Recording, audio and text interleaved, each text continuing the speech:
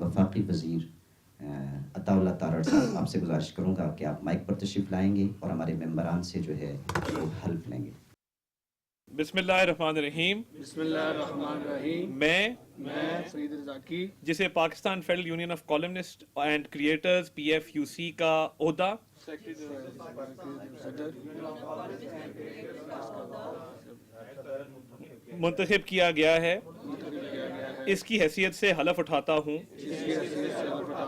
کہ میں PFUC کے آئین، مقاصد اور منشور کے مطابق دیانتداری، ذمہ داری اور خلوص نیت سے اپنی خدمات سر انجام دوں گا۔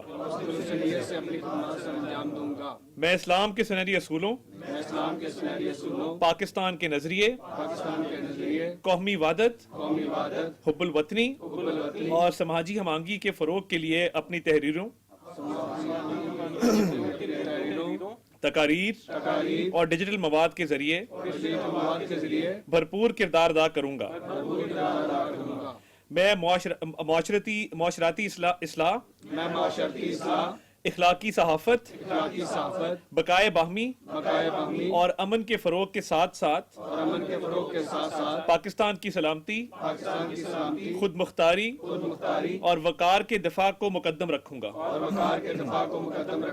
میں شفافیت، انصاف اور نظم و ضبط کو یقینی بناتے ہوئے PFUC کی عزت، ساکھ اور مفادات کا تحفظ کروں گا۔ میں اپنی تمام تر توانائیاں PFUC کی ترقی، استحکام اور کامیابی کے لیے وقف کرنے کا عہد کرتا ہوں۔ اللہ تعالیٰ کو حاضر ناظر جان کر میں یہ حلف سچائی اور خلوص دل سے اٹھاتا ہوں۔ آمین۔ آپ کو بہت بہت مبارک ہو۔ آج کی ہماری اس تقریب کے مہمان خصوصی چیف گیسٹ جناب عطا اللہ تارڑ صاحب، آپ سے گزارش کروں گا کہ آپ مائک پر تشریف لائیں اور اپنے خیرات کے ساتھ دیں۔ بسم اللہ الرحمن الرحیم۔ جس معاشرے میں اختلاف رائے نہ ہو، جس معاشرے میں ڈائسینٹنگ سوچ نہ ہو، وہ معاشرہ اپنی موت آپ مر جاتا ہے۔ اور دیکھیے، میرا عہدہ اس بات کا متقاضی ہے کہ نہ صرف میں بطور وزیر اطلاعات و نشریات تلخ باتوں کو سنوں، اس کو برداشت کروں، بلکہ اس ملک میں جو بیانیے کی جنگ ہے اس کو مزید مؤثر بنانے کے لیے جو لاہ عمل اختیار کرنا ہے، اس پر بھی ایک وسیع تر مشاورت کے بعد میں سمجھتا ہوں کہ اب وقت آ گیا ہے کہ کریٹو لوگوں کو پروموٹ کیا جائے۔ اور یہ جو ٹک ٹاک کی سیاست ہے اور ٹک ٹاک کی صحافت ہے، اس کو کسی ریگولیٹری فریم ورک کے تحت اس میں کوئی ایتھکس انٹروڈیوس کیے جائیں، ورنہ یہ معاشرہ جو ہے وہ آگے چل نہیں سکے گا۔ جب ہم بڑے ہوئے تو ہم نے دیکھا کہ پرنٹ میڈیا اس ملک کے اندر، اس کا اداروں کی تربیت، صحافیوں کی تربیت، سیاستدانوں کی تربیت اور معاشرے کی تربیت میں ایک بڑا کلیدی کردار تھا۔ وہ ایڈیٹوریل بورڈز ہوں، وہ ایڈیٹوریل کنٹرول ہو، ایک کوڈ آف ایتھکس کے تحت یہ اخباروں کے اور یہ نشریات کے ادارے یہ چلا کرتے تھے۔ بہت سارے صحافی جنہوں نے اس ملک کی بہت خدمت کی اور دہائیوں پہ محیط ان کا کریئر تھا، انہوں نے اگلی پود کی ٹریننگ کی اور اس اگلی پود نے اسے اگلی پود کی ٹریننگ کی۔ ہم نے بہت سارے لوگوں سے تربیت بھی حاصل کی، اور میں سمجھتا ہوں کہ میں آج دنیا میں بہت سارے لوگ نہیں رہے، خواجہ فرق سعید جیسے لوگ جنہوں نے صحافت میں بڑا اپنا نام پیدا کیا، عرفان صدیقی صاحب آج ہم میں نہیں رہے ہیں، اور بے شمار ایسے لوگ جنہوں نے لکھنے پڑھنے اور ادب کو اپنا اوڑھنا بچھونا بنایا، اور انہوں نے اس ملک کی بے انتہا خدمت کی۔ اصل مسئلہ یہ ہے کہ جب ارتقاء کا عمل ہوا اور یہ پرنٹ میڈیا الیکٹرانک میڈیا میں کنورٹ ہوا، یہ ایک ایسا ارتقاء تھا جس کے لیے پورا معاشرہ، پورا ملک تیار تھا۔ انہی اداروں نے جنہوں نے اخبارات چلائے تھے، انہی کے ٹی وی چینلز بنے، اور مجھے آج کہنے دیجئے کہ ابھی real estate sector T V channels کے کاروبار میں نہیں آیا تھا، مگر جب ان اخبارات کے اداروں نے اپنے آپ کو کمزور محسوس کیا تو ایک خلا پیدا ہوا جس کے تحت ریل اسٹیٹ سیکٹر نے اس ملک کے اندر اخبارات اور میڈیا ہاؤسز کا رخ کیا۔ مگر میں یہ سمجھتا ہوں کہ ابھی بھی کوئی دیر نہیں ہوئی اس چیز میں، اور ہم تمام سٹیک ہولڈرز کے ساتھ مل کے، جس کے اندر مختلف منسٹریز ہیں، جس میں منسٹری آف آئی ٹی کا رول ہے، منسٹری آف انٹیریئر کا رول ہے. اور اس کو منسٹری آف انفارمیشن سے اس لیے الگ رکھا گیا تھا کیونکہ منسٹری آف انفارمیشن کا کام صحافت کو فروغ دینا ہے، ریگولیٹری لاز بنا کے اس کو نافذ کرنا نہیں. تو یہ بھی ایک ڈیبیٹ ہے کہ کیا یہ تمام قوانین منسٹری آف انفارمیشن کے تحت ہونے چاہیے یا منسٹری آف انٹیریئر کے تحت ہونے چاہیے، کس کو یہ قانون لاگو کرنے کا جو ہے وہ اختیار ہونا چاہیے. اور میں یہ سمجھتا ہوں کہ بڑا روم ہے ڈائسینٹ کا، اختلاف رائے کا اس ملک کے اندر، کیونکہ میں بطور ایک پولیٹیکل ایکٹیوسٹ کے، ہم نے اسٹوڈنٹ پالیٹکس بھی کی، ہم نے عملی سیاست بھی دیکھی، میں لائر بن کے بھی دیکھا، بیوروکریٹ بن کے بھی دیکھا، میں تمام ان مراحل سے گزرا جو کسی بھی سیاستدان کے لیے اس ملک کے اندر ضروری ہوتے ہیں. اور میں چاہتا تو میں شاید ڈائریکٹ الیکشن بھی لڑ سکتا تھا، مگر میں نے 2 سال سڑکوں پہ رہنے کے بعد، اسٹوڈنٹ پالیٹکس کرنے کے بعد، میں نے بطور deputy secretary C M secretariat ملازمت اس لیے اختیار کی کہ کل کو جب میں سیاست کے عملی میدان میں آؤں تو مجھے کوئی یہ نہ کہے کہ یہ پیراشوٹر ہے، یہ اپنے خاندانی نسب کی وجہ سے یا اپنی ایک خاندان کی لیگیسی کی وجہ سے سیدھا آ کے الیکشن لڑ کے ہمارے سر پہ مسلط ہو گیا ہے. تو ایک ڈپٹی سیکرٹری سے لے کے میں نے 10 سال بیوروکریسی میں جو سرو کیا، اس سے بھی مجھے بڑی مدد ملی ان سسٹمز کو سمجھنے میں اور اس سسٹم کا حصہ بننے میں. میری صرف ایک گزارش ہے، میں بطور سیاستدان اپنے آپ پہ بھی تنقید برداشت کرتا ہوں. میں چاہوں گا کہ میری پولیٹیکل پارٹی پہ بھی تنقید برائے اصلاح کی جائے کہ دیکھیے کچھ ریڈ لائنز اس ملک کے اندر ہیں، اور یہ بہت تنقید کی جاتی تھی کہ جی اب پتہ نہیں اب نیا گانا ریلیز کر دیا جائے گا، کوئی نیا ترانہ آ جائے گا، مگر مئی کے اندر دشمن کے ایسے چھکے چھڑائے ہیں کہ وہ ابھی تک حواس باختہ ہو کے پھر اس کا ابھی تک ہوش نہیں اس کا سنبھل رہا کہ اس کے ساتھ بنی کیا ہے. تو میری گزارش یہ ہے کہ ڈیسینٹ کا بہت روم موجود ہے، اور شاید میں سمجھتا ہوں کہ سیاستدانوں میں اتنی برداشت کبھی بھی نہیں تھی جتنی اب ہے. 90 کی دہائی ہم نے سب نے دیکھی ہے کہ سیاسی عدم برداشت زیادہ تھا، مگر ایک مرحلہ وہ بھی آیا جب جلا وطنی کے دور میں ایک میثاق جمہوریت بھی سائن کیا گیا اور واپس آ کر تلخیوں کو بلایا گیا. مگر وہ جو تیسری قوت تیار ہوئی، اسی تیسری قوت نے آج جتنے معاشرے کے اندر مسائل ہیں، تقسیم ہے، نفرت ہے، شدت پسندی ہے، اس کو فروغ دیا. ہم تب بھی ان کو کہتے تھے کہ بات چیت ہی واحد حل ہے، بیٹھ جائیں آپ ہمارے ساتھ بات چیت کریں. اور اس میں صرف یہ باتیں نہیں کہ عملی طور پہ بھی اگر آپ دیکھیں 2013 کے الیکشن کے بعد میاں نواز شریف صاحب، بلکہ 13 کے دوران میں آپ کو بتاؤں جب ادھر ایک غالب مارکیٹ میں ایک واقعہ ہوا اور بانی چیئرمین پی ٹی ایم لفٹر سے گرے، ہم 180H ماڈل ٹاؤن موجود تھے، تو میاں نواز شریف، میاں شہباز شریف، پرویز رشید صاحب اور چند اور پارٹی کے سینئر لوگ وہاں موجود تھے. تو انہوں نے کہا کہ ہم اپنی کیمپین معطل کریں گے، ہمارا سیاسی مخالف جو ہے وہ زخمی ہوا ہے. یہ کوئی بہادری نہیں ہے کہ مخالف زمین پہ گرا ہو اور ہم اپنی کیمپین جلسے جلوس کر رہے ہوں. تو انہوں نے کہا کہ ہم شوکت خانم جائیں گے، تیمارداری کریں گے. گئے، تیمارداری بھی کی. الیکشن جیتنے کے بعد بھی سب سے پہلا دورہ بنی گالا کا کیا اور کہا کہ جی الیکشن آپ ہار گئے ہیں، ہم جیت گئے ہیں، اس ملک کی خاطر اب آگے بڑھنے کا ٹائم ہے. تو چلیں اس ملک کی خاطر تلخیاں بلا کر ہم متحد ہو کر اس ملک کی معیشت کو بہتر کرنے کے لیے، ایک عام آدمی کی زندگی بہتر کرنے کے لیے اپنا کردار ادا کرتے ہیں. انفارچونیٹلی ان کو بات سمجھ نہ آئی. اس کے بعد بھی بدترین ابتلا کے دور میں میاں شہباز شریف صاحب، پوری لائن جو تھی فرنٹ لائن اسمبلی کی وہ جیلوں میں تھی، تب بھی کھڑے ہو کے کہا کہ بھائی میثاق معیشت کر لیں. اگر تبھی کر لیتے تو شاید حالات مزید بہتر اور بروقت بہتر ہو جاتے ہیں، مگر وہ بھی بات سمجھ نہ آئی. انہوں نے کہا یہ تو کمزور لوگ ہیں، یہ تو جیلوں میں پڑے ہیں، یہ شاید ہماری منت کر رہے ہیں. میں یہ ضرور دعویٰ رکھتا ہوں کہ ہم نے حد الوسع کوشش کی کہ بات چیت کے ذریعے ہر مرحلے پہ، وہ اقتدار کا عروج تھا یا وہ اپوزیشن کی پستی تھی، ہم نے ہر دور میں کوشش کی کہ بات چیت کے ذریعے ملک کے اندر پولیٹیکل کنسنسس پیدا کیا جائے. مگر ہم جن سے بات کر رہے تھے ان کو شاید وہ بات سمجھ نہیں آتی تھی. اور میں نے وہ جو شعر مینار پاکستان میں پڑھا تھا، میں آپ کے گوش گزار کیے دیتا ہوں.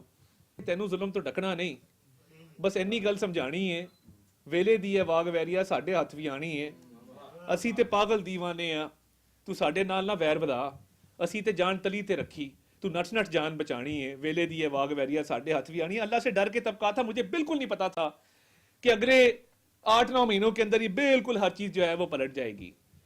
یہ جو اس ملک کی سالمیت پر، اس ملک کی بقا پر سوالات اٹھانے والے لوگ ہیں. میں نہیں کہتا کہ کس کو جکڑا ہوا ہے کس کو کھولا ہوا ہے، ابھی تو میں سمجھتا ہوں کہ سب کھلے ہیں، کسی کے پاس ہتھیار بڑا ہے, کسی کے پاس چھوٹا ہے. یقیناً ایک سینٹی پریویل کرنے کی ضرورت ہے, سین وائسز کی اس ملک کے اندر ضرورت ہے, اور مجھے خوشی ہے کہ میں ایک ایسے پلیٹ فارم پہ موجود ہوں جو رائٹرز کا, کالمنسٹ کا اور کریٹرز کا ایک پلیٹ فارم ہے. اور اس پلیٹ فارم کے ذریعے میں سمجھتا ہوں کہ ہمیں تھوڑا سا شعور پر بھی کام کرنا ہے. آج کل یہ ٹک ٹاک کلچر ہے ملک کے اندر کہ سیاست بھی ٹک ٹاک کی ہے. میں دیکھتا ہوں اکثر کہ اوٹ پٹانگ حرکتیں کر کے لائکس بڑھتے ہیں, اوٹ پٹانگ حرکتیں کر کے, شوبدہ بازی کر کے سیاست آگے بڑھتی ہے. کسی کو بتائیں نا ہم نے 10 لاکھ لیپ ٹاپ بانٹے, کسی کو سروکار نہیں. مگر بات یہ ہے کہ یہ کس طرح کی سیاست ہے کہ جس میں آپ عظما بخاری میں تنقید کرتے ہیں اور اس کو تنقید کا نشانہ بھی بناتے ہیں, اس پر آپ غلیظ جملے بھی کستے ہیں, مگر جس طالبان کے پاس ہتھیار ہے اس کے سامنے آپ کی اف نہیں نکلتی. اس کو آپ کہتے ہیں کہ جی یہ تو ہمدرد ہیں, ان سے ہم بات چیت کریں گے. تو میں سمجھتا ہوں کہ یہ اس سے زیادہ بزدلانہ فیل نہیں ہو سکتا کہ آپ کو بارہا کہا جائے کہ آپ ٹی ٹی پی کو کنڈیم کریں. میں اس پلیٹ فارم سے جس پلیٹ فارم پہ بھی جاؤں گا مرتے دم تک یہ کہوں گا کہ ٹی ٹی پی کا خاتمہ کریں گے, دہشت گردی کا خاتمہ کریں گے, کیونکہ یہ پاکستان کے نظریے کے خلاف ہیں, یہ پاکستان کی آئیڈیالوجی کے خلاف ہیں, یہ پاکستان کی سالمیت کے خلاف ہیں. تو بھائی اگر ہمت ہے تو دہشت گردوں کو للکارو نا پوڈیم کے اوپر سے. اور کیا وجہ ہے کہ بلور خاندان نے لاشیں اٹھائی ہیں, وہ 3 لاشیں ایک ہی خاندان کے اندر ہیں. میں بھی سمر ہارون کو دیکھتا ہوں جس نے سسر کھو دیا, خاوند کھو دیا. جے یو آئی پہ روز حملے ہوتے ہیں, امیر مقام پہ روز حملے ہوتے ہیں. کیا وجہ ہے؟ اللہ تعالیٰ ان کو بھی محفوظ رکھے. صرف ایک سیاسی جماعت ہے کے پی کے اندر جس پہ حملے نہیں ہوتے, کیونکہ وہ دہشت گردوں کی خیر خواہ ہے. مجھے یہ کہنے میں کوئی آر نہیں ہے, کیونکہ یہ کنڈیم نہیں کرتے, باقی تو چلیں دور کی باتیں ہیں. تو اس ملک میں کنسنسس پیدا کرنے کے لیے ہمیں ایسے پلیٹ فارمز کو فروغ دینا ہوگا, کریٹو کانٹینٹ کی طرف جانا ہوگا, شعور کی طرف جانا ہوگا. معاشرے میں بڑے مسائل ہیں, کوئی بات نہیں کرتا. شہباز شریف صاحب نے ابھی چند ہی دنوں پہلے جو میاں نواز شریف صاحب نے ہیلتھ کارڈ شروع کیا 2016 میں, اس کا دوبارہ اجرا کیا ہے اور اس کو دوبارہ بڑھایا ہے. گلگت بلتستان میں, اسلام آباد میں آزاد کشمیر, کوئی بات نہیں کرے گا. مگر ہاں جو شوبدہ بازی کی سیاست ہے اس کو زیادہ لائکس ملیں گے. بالکل یہ ڈنکے کی چوٹ پہ کہتا ہوں کہ اب وقت آ گیا ہے کہ اس کو انگریزی میں کہتے ہیں نپ دی ایول ان دا بڈ. یہ جو شر پسندی ہے اس کی بالکل گنجائش نہیں ہونی چاہیے. چلیں جو ملک سے بھاگ گئے سو بھاگ گئے, ان کو واپس لانے کی بھی کوشش ہو رہی ہے, مگر جو ملک کے اندر موجود ہیں اس کو بھی کسی طریقے کار کے تحت بند کرنا ہے. جن لوگوں نے حدیں کراس کی ہیں, کم از کم میں انفارمیشن منسٹر کے طور پہ آپ کو یہ کہنا چاہتا ہوں کہ بہت جلد نکیل بھی ڈالی جائے گی, اور ان لوگوں کو جو شر پسندی پھیلا رہے ہیں, ملک میں تقسیم کو فروغ دے رہے ہیں, ملک کے ایجنڈے کے خلاف کام کر رہے ہیں, ان کو قانون کے سامنے جواب دہ بھی ہونا پڑے گا. یہ نہیں ہو سکتا کہ آپ مائک کو اور کیمرے کو اپنی مرضی سے استعمال کریں. اور ایک اور بات میں کرنا چاہتا ہوں, یہ جو لاکھوں ڈالر آ رہے ہیں, ایک تنخواہ دار آدمی جس کی 35,000 روپے تنخواہ ہے وہ تو ٹیکس ادا کرتا ہے, میں بھی ٹیکس ادا کرتا ہوں, انڈسٹریلسٹ بھی کرتا ہے, کاروباری بھی کرتا ہے, تاجر بھی کرتا ہے, تنخواہ دار بھی کرتا ہے. تو یہ کہاں لکھا ہے کہ جس کے بینک اکاؤنٹ میں $1.5 لاکھ یوٹیوب بھیج رہا ہے اس کو ٹیکسیبل نہیں ہونا چاہیے؟ کیونکہ وہ جو ٹیکس کا پیسہ ایویڈ ہو رہا ہے وہ انفارچونیٹلی تنخواہ دار طبقہ جو ہے اس کا بوجھ اٹھا رہا ہے. تو ریگولیٹری فریم ورک صرف یہ تو نہیں ہے کہ کوئی بات کی تو اس کو پیکا کے تحت پکڑ کے بند کر دیا. ریگولیٹری فریم ورک تو یہ بھی کہتا ہے کہ ملک کے اندر ملک کے نام پہ پیسہ کمانے والے ملک کے نام پہ ٹیکس بھی دیں. ٹیکس کوئی کی بات کوئی نہیں کرتا. میں کیونکہ مولانا ظفر علی خان کے شہر سے تعلق رکھتا ہوں, ایک بہت بڑی لیگیسی چھوڑ کے گئے ہیں, قلم کے ذریعے کریٹیوٹی کی, اتحاد و تنظیم کی. اور قائد اعظم محمد علی جناح نے فرمایا تھا کہ مجھے ظفر علی خان جیسے 4-5 اور ساتھی مل جاتے تو ایک اور انقلاب برپا ہو جاتا ہے اس دنیا کے اندر. تو آج ان کے نام سے منسوب ایک جگہ پر ہم موجود ہیں جس کی مجھے بڑی خوشی ہے. ایک منسٹر کا کیمپ آفس تیار ہو رہا تھا ریڈیو پاکستان کی بلڈنگ کے اندر کہ جب میں لاہور آؤں تو وہاں پہ اپنا دفتر لگایا کروں, تو وہ میں دفتر آج PFUC کے نام کرتا ہوں. اور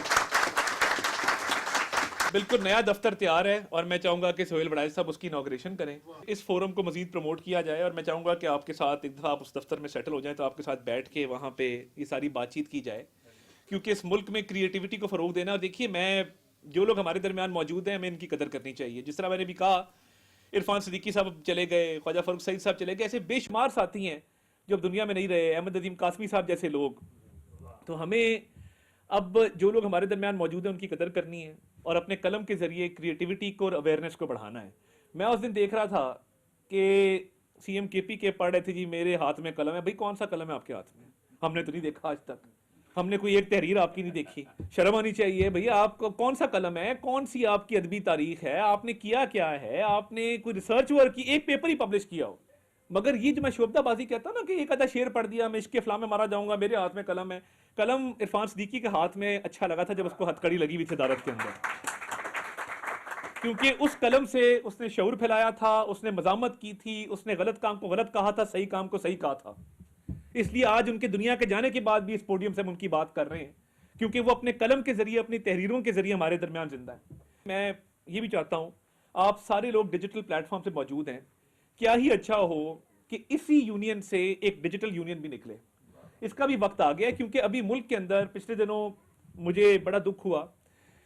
دیکھیے اخبارات کے لیے آئی ٹی اینی موجود ہے, پی آئی ڈی موجود ہے, 100 طرح کے ادارے ہیں جہاں آپ جا کے اپلائی کر دیتے ہیں. الیکٹرانک کے لیے پیمرا موجود ہے, ہائی کورٹس موجود ہیں. ڈیجیٹل پلیٹ فارم اور ڈیجیٹل جرنلسٹ کا کوئی پروٹیکشن کا میکنزم فی الحال موجود نہیں, جس کا فقدان ہے. خدا نے آج تک اس قوم کی حالت نہیں بدلی, نہ ہو جس کو خیال آپ اپنی حالت کے بدلنے کا. میرے سے پہلے ایک حکومت میں ایک وزیر موصوف تھے, وہ پہلی میٹنگ میں گئے سی پی اینی کے پاس. انہوں نے کہا آپ لوگ کون ہیں, آپ کا کیا کردار ہے؟ یہ میڈیا, یہ اس کے علاوہ اور کچھ بھی نہیں ہے. اور اسی دور میں الیکٹرانک ٹی وی چینلز کے ریٹس کم کیے گئے, سرکاری ریٹس جس کا 3.5 لاکھ تھا 1.5 لاکھ کر دیا گیا. اخبارات کی ریٹس کم کیے گئے, نیا ویج بورڈ نہیں کیا گیا. اسی دور میں یہ ساری خرافات کو جو ہے وہ فروغ دیا گیا. ہم نے آتے ہی پی be a, a P N S, C P N کو کہا کہ ہم آپ کے آج کے بعد نمائندے ہیں, آپ کی لڑائی ہر جگہ لڑیں گے, صحافیوں کی لڑائی ہر جگہ لڑیں گے. میرے ہوتے ہوئے کوئی میڈیا کا ادارہ فائنینشلی طور پہ مشکل کا شکار نہیں. آپ کو مالکان جو مرضی کہتے رہیں, میں دعوے سے آپ کو کہتا ہوں میں نے پہلے ایک ہفتے کے اندر 1.5 ارب کی پچھلی پینڈنگز کی. آتے یہ پہلا ہفتہ تھا میرا وزارت کا, مگر ہم نے ایک بات ان سب کو کہی ہے, وہ اے پی این ایس ہو یا پی بی ہو, کہ خدارا جب آپ کو پیمنٹ آتی ہے اس کو مشروط رکھیں اپنے جرنلسٹ, اپنے رپورٹر, اپنے ورکر کی تنخواہ کے. تو میں لاسٹ ٹائم میں نے یہ اپنے ایک لیڈر کے لیے شیئر پڑھا تھا, اور یہ میں شیئر آج سہیل بڑائچ صاحب کی نظر کر کے اجازت چاہوں گا. کب یاروں کو تسلیم نہیں, کب کوئی عدو انکاری ہے, اس کوئے طلب میں ہم نے بھی دل نظر کیا جاں واری ہے. جب ساز سلاسل بجتے تھے ہم اپنے لہو میں سجتے تھے, وہ رسم ابھی تک باقی ہے, وہ ریت ابھی تک جاری ہے.